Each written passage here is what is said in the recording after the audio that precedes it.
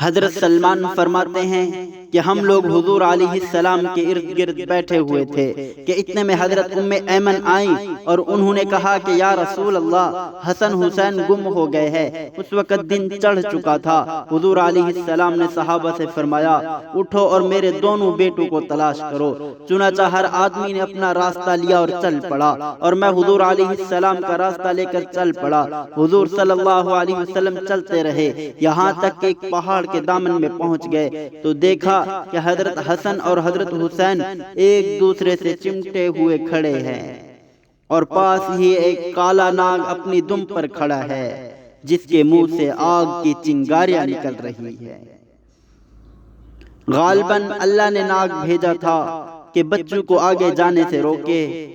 حضور صلی اللہ علیہ وسلم جلدی سے ناگ کی طرف بڑھے۔